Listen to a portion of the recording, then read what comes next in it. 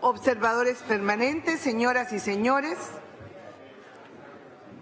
me permito declarar abierta la presente sesión extraordinaria del Consejo Permanente que ha sido convocada a solicitud de la Misión Permanente del Estado Plurinacional de Bolivia, de acuerdo con la nota CP/INF 8461/19, con el propósito de recibir al señor expresidente de Bolivia, delegado ante la comunidad internacional, ingeniero Jorge Quiroga Martínez, quien brindará un informe referido al proceso de transición que lleva adelante la señora Presidenta Constitucional del Estado, doctora Janine Áñez Chávez.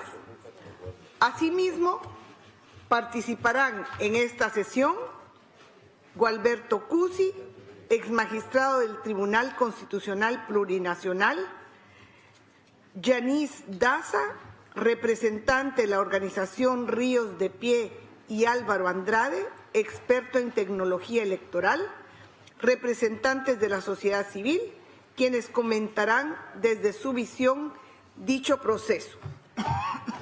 También se solicitó que en esta sesión se incluya la presentación del informe final de la auditoría electoral de las elecciones del 20 de octubre de 2019, efectuado por el Departamento para la Cooperación y Observación Electoral, informe que incluye además a 2 expertos. En virtud de lo establecido en el artículo 43 del reglamento del Consejo Permanente, procederemos a aprobar el proyecto de orden del día para esta sesión, documento CP/OD 2267/19. De no haber observaciones, damos por aprobado el orden del día. Aprobado. De acuerdo con el orden del día que se acaba de aprobar, a continuación escucharemos las presentaciones de nuestros invitados esta tarde. Quisiera rogar a los distinguidos oradores que nos acompañan poder limitar sus intervenciones a un máximo de 8 minutos. En nombre del Consejo Permanente de la Organización de los Estados Americanos, doy un cálido saludo al señor expresidente de Bolivia, delegado ante la comunidad internacional, ingeniero Jorge Quiroga Ramírez. Expresidente Quiroga, tiene la palabra. Gracias. En nombre de la hija predilecta del hombre, cuyo nombre lleva este magno salón, Bolivia agradece esta sesión del Consejo Permanente. Señora Presidente, señoras y señores representantes, señor Secretario General Almagro y su equipo de la Secretaría. Una vez en la vida, en un lugar en el mundo, un pueblo se moviliza masivamente para clamar por recuperar democracia. Esa ocasión fueron 23 dramáticos días de octubre y noviembre. Ese lugar fue mi patria, Bolivia. Esos gritos fueron: nadie se cansa, nadie se rinde, y como cierra nuestro himno nacional, morir antes que esclavos vivir.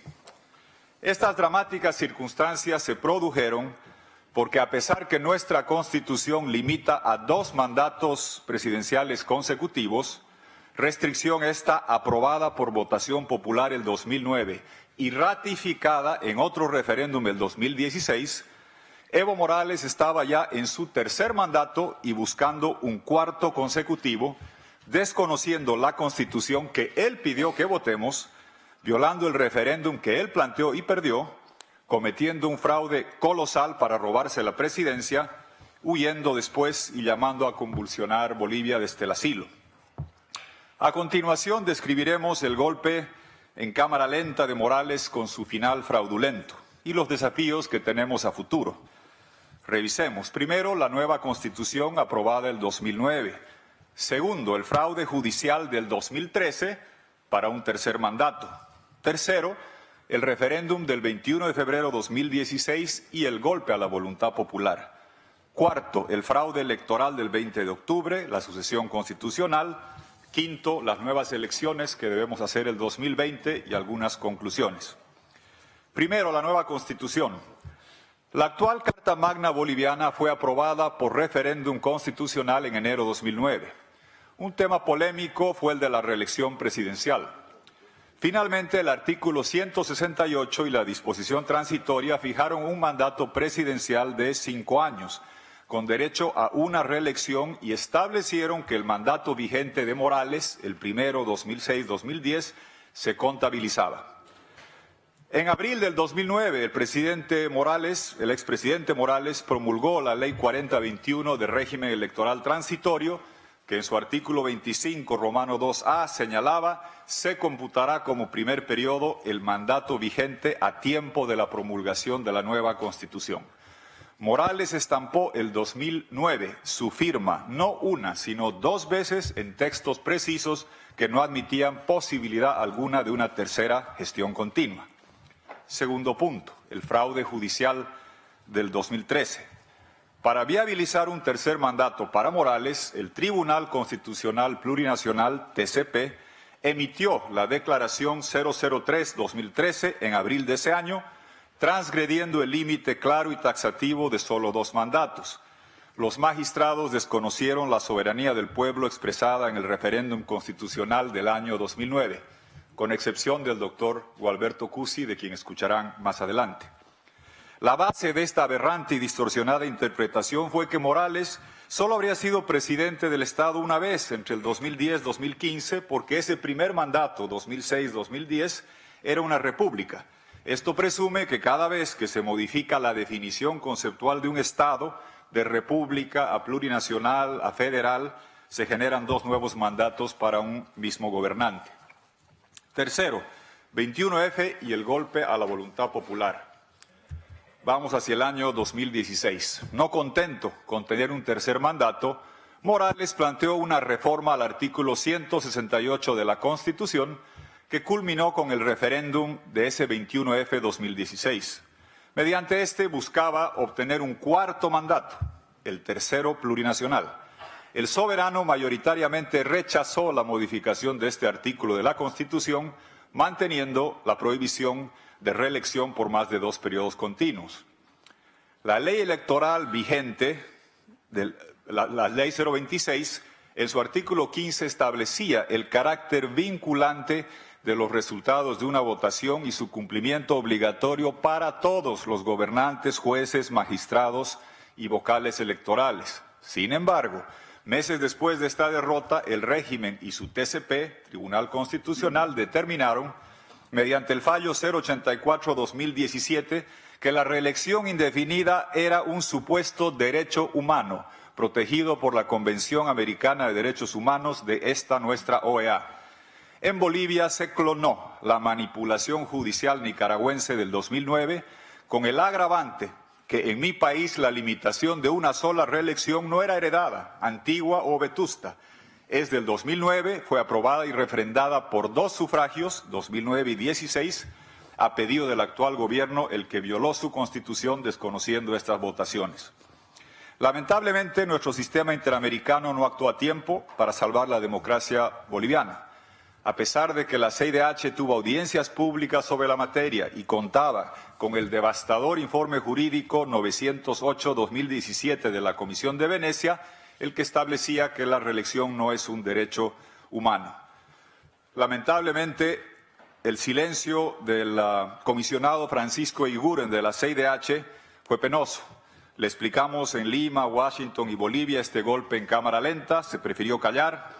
Entregamos varios borradores de opinión consultiva para la Corte de San José para que se gestione. No se hizo nada. Hoy está claro que una acción oportuna podía haber evitado esta tragedia. Mostrar todas las mentiras dichas sobre este golpe requeriría un video muy largo. Aquí solo les reseño en unos segundos, si está listo el video 1, 3 declaraciones: el 2008 sobre una sola reelección de Evo Morales, el 2014 diciendo que venía su último mandato y se iba a abrir un restaurante, y lo que dijo el 2016 si ganaba el no en el referéndum y cómo tenía que acatarlo para no hacer golpes. Si se puede proyectar ese video, señora presidenta, con su anuencia.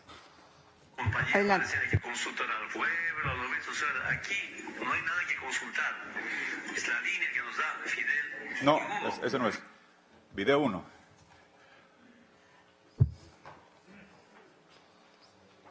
Propuesta que hicieron dos constituyentes bajo el pedido de los movimientos sociales como dos elecciones inmediatas para Evo Morales. Yo renuncié, hermanas y hermanos, por la unidad del país, por este proceso de cambio. Quiero que sepan, hermanas y hermanos, hoy día está en los periódicos, Evo no es ambicioso, Evo no tiene interés. No me equivoqué en pensar también mi restaurante en Villa Tonal, y ya tengo terrenito, ¿no?, para hacer mi restaurante. Estoy pensando, ¿no?, y que nueva gente asuma esta responsabilidad. Mejor es someternos al pueblo, el pueblo diga. Si el pueblo dice no, ¿qué podemos hacer? No vamos a hacer un golpe de Estado, tenemos que callarnos. Por este nuevo triunfo más en Bolivia. Gracias. Gracias. Paso al punto 4, presidente, el fraude electoral y la sucesión constitucional. En medio de la avalancha noticiosa que mi país ha producido desde las elecciones del 20 de octubre, es fácil olvidar tres cosas: los conteos rápidos de la jornada electoral; dos, que la auditoría de la OEA fue pedida, aceptada y proclamada como vinculante por Morales; y los hechos alrededor de su renuncia y huida a México. El gobierno de Morales y su órgano electoral publicitaron durante varios días su conteo rápido a ser presentado por la empresa Viaciencia a las 20 horas de la jornada electoral. Un consorcio de universidades independientes también presentaría el suyo. Además, como es costumbre, la misión de la OEA elaboraría uno propio para fines de control interno. Estos tres conteos rápidos, no bocas de urna, conteos rápidos, daban una brecha de 4,5 a 5% entre Morales y Carlos Mesa. La probabilidad de que los tres conteos hubiesen estado tan equivocados es la misma posibilidad que yo tengo de tomar el lugar de Messi en Barcelona, prácticamente cero. Después, la atención en mi país se volcó a la transmisión de actas TREP, la que también señalaba que tendríamos una segunda vuelta hasta que este sistema fue deliberada y dolosamente interrumpido. Extrañamente, Morales apareció la noche de la elección para anunciar que ganó en primera vuelta y que contaba con amplias mayorías en ambas cámaras legislativas. No fue una predicción, fue una instrucción a su órgano electoral servil. El escándalo nacional desató masivas protestas ciudadanas. Morales, acorralado, pidió, firmó, anunció y publicitó masivamente una auditoría vinculante con la OEA. Mientras tanto, la protesta crecía y se multiplicaban las pititas, como despectivamente las llamaba Morales, amarradas entre postes en todas las esquinas de Bolivia en señal de rechazo al fraude grotesco. El 10 de noviembre se hizo público el informe preliminar de la auditoría de la OEA.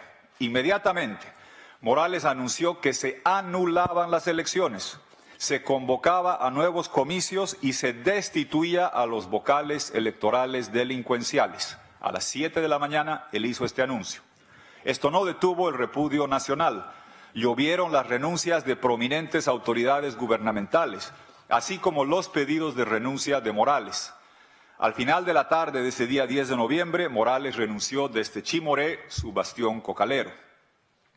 Líderes de la Conferencia Episcopal Boliviana, junto a diplomáticos europeos, nos convocaron a reuniones el 11 de noviembre ante el vacío de poder y rumores de un posible gobierno golpista civil-militar que estaba en curso.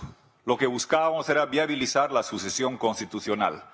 En mi país, por jurisprudencia del dictamen 003-2001 de hace 18 años del Tribunal Constitucional, que fue revalidado su vigencia horas después, esta sucesión constitucional correspondía inmediatamente a la vicepresidente del Senado, Yanine Áñez.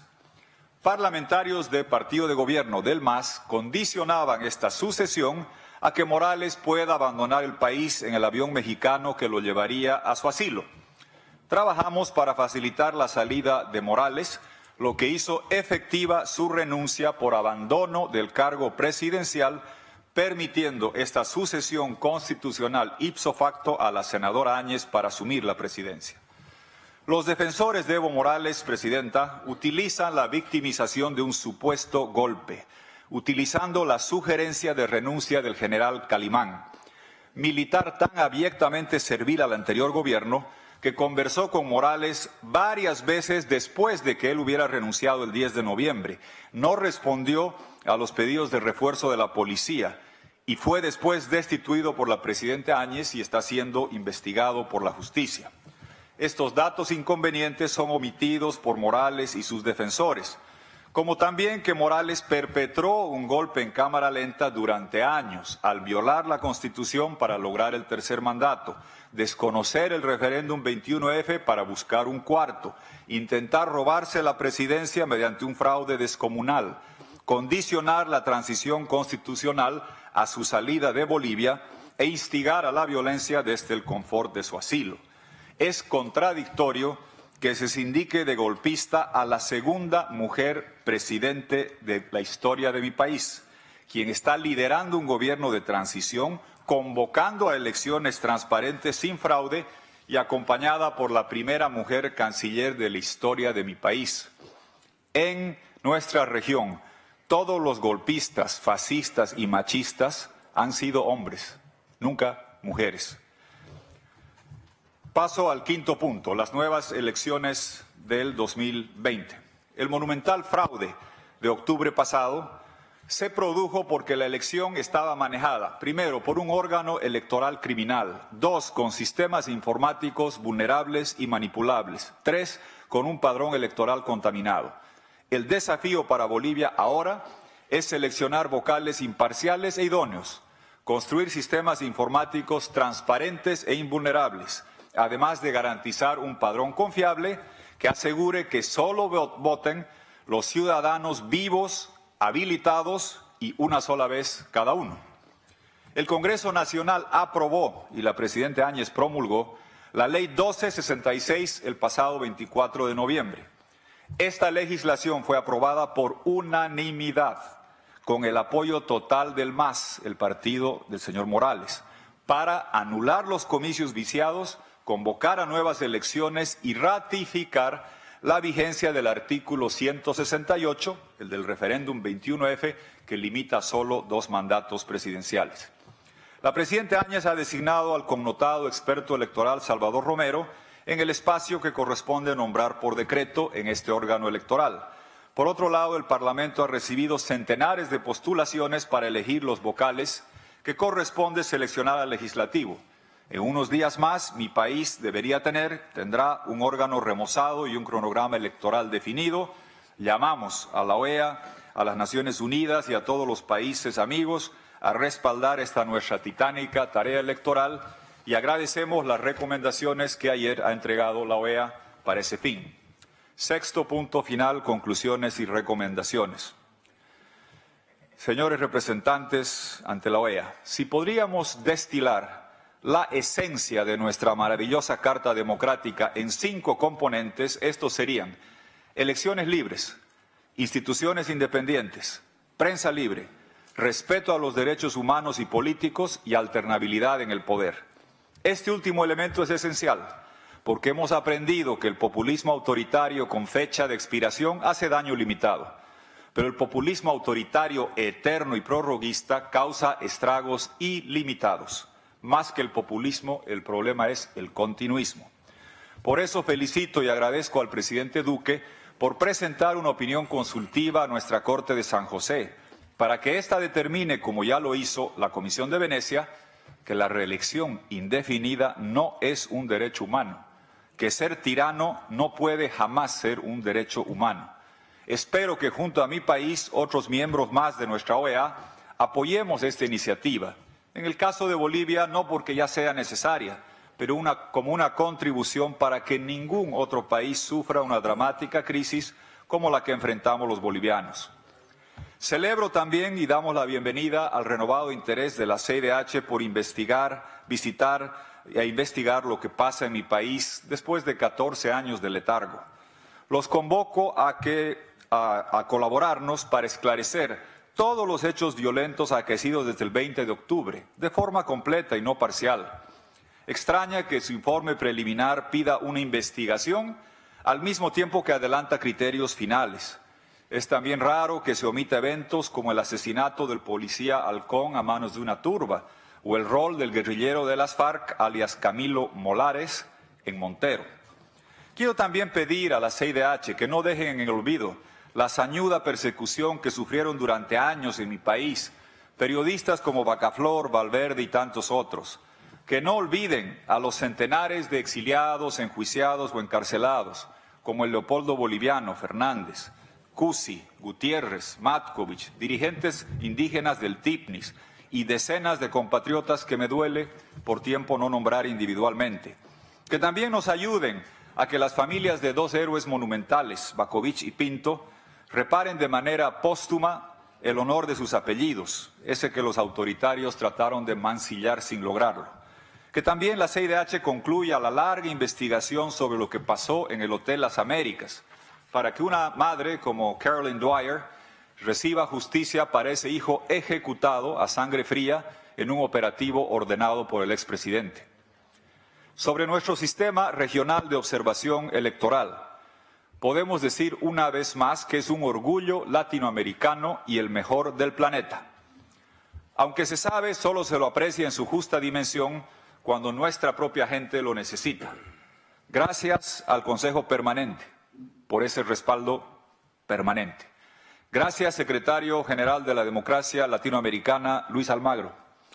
Gracias al ex canciller Luis González, a Paco Guerrero, a los integrantes de la MOE que estuvo en Bolivia. Gracias, Gerardo Di Casa, Brenda, por dirigir una auditoría clara, contundente, íntegra e histórica. Es posible que algún día alguien se robe una elección sin observación. Es posible, en nuestra región puede pasar. Pero si está observando y auditando la OEA, nunca más, jamás podrá alguien perpetrar otra vez un autogolpe electoral fraudulento.